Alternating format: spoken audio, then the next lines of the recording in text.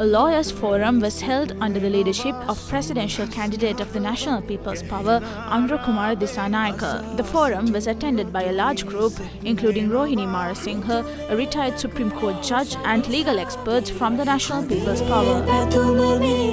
The National People's Power's legal policies were also presented at the forum.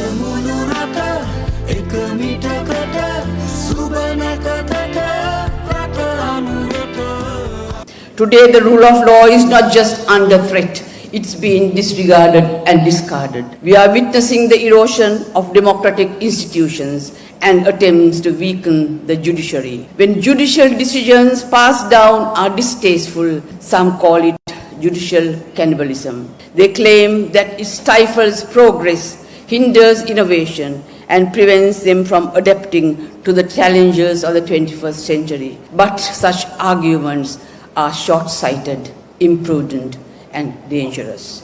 The rule of law is not a hindrance to progress. It is its foundation. It is a bedrock upon which our society is built, creating a stable and predictable environment. Businesses can thrive, investments flourish, and citizens can live without fear. A leader who respects the rule of law is accountable to the people and must operate within the law. It is our collective responsibility to ensure that the tragedies of the past are not repeated. Rule of law, democracy, justice මේ රටේ තිබුණා නම් සමහර විට අද මේ මොහොතේ මේ තරම් සෙනඟක් අද එන්න ඉඩ වෙන්නේ නැති වෙන්නත් තිබුණා because there's no reason for all of us to gather for these things. However, we have to understand that I would say the invisible golden thread that binds a society together with shared morals and values is rule of law.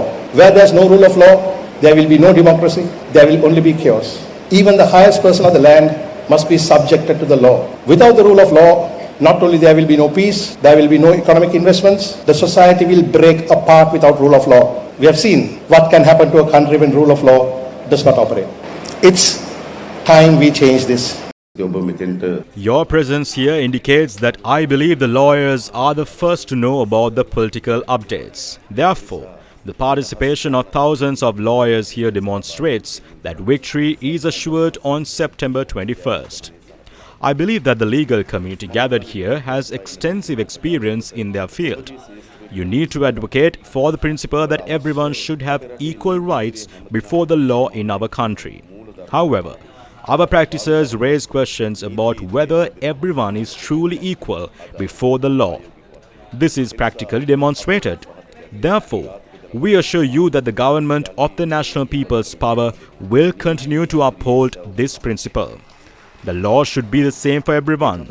The rule of law must be upheld in our country free from distinctions of wealth, power or poverty. We will ensure independence for the institutions and systems for this purpose.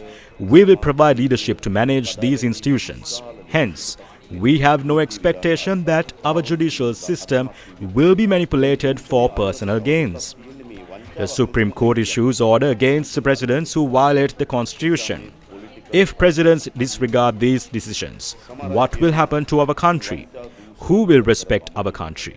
A country where presidents violate the Constitution. A country that does not respect Supreme Court rulings. This is not a country that adheres to the rule of law. Therefore, I believe that the large-scale disintegration of our economic and social body is a consequence of the failure to affirm the authority of the law.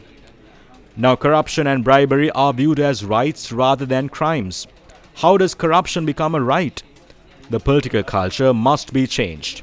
Some say that ending corruption and bribery alone is not enough to build a country. We know that. But it is unimaginable to build a country without stopping corruption and bribery. Today, many sectors are collapsing due to corruption and bribery. In reality, many of those in parliament are vying for ministerial posts in exchange for this. The president decides whether to treat a minister based on whether they receive a better ministerial post with more money. If the president treats them, it means they are given ports and aviation ministry. They are given the Ministry of Highways. This is the most significant factor in the disintegration of our social and economic body. What I am saying is that the failure to act when needed is more dangerous than the actions of our leaders. Therefore, I believe we cannot move forward with this political culture. We know that there is always a group that voices for democracy in our country.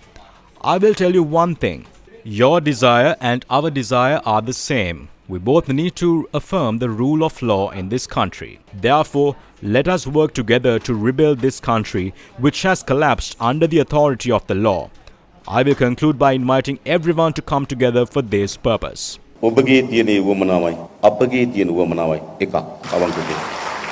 අද වෙනකොට There might be 3 candidates that you cast your vote for in the 2020 general election. Look at where they are now. One might be with Sajid, another with Ranil, and another with Namal. What has happened? Had these politicians respected our mandate? Had they taken responsibility for that mandate? No one has taken that responsibility. Sajid Premadas is speaking today about eliminating corruption. Is he in a position to talk about this with the group gathered around him? Ranil Wickremesinghe is talking about corruption in politics. Does he have the ability to discuss corruption with the group surrounding him?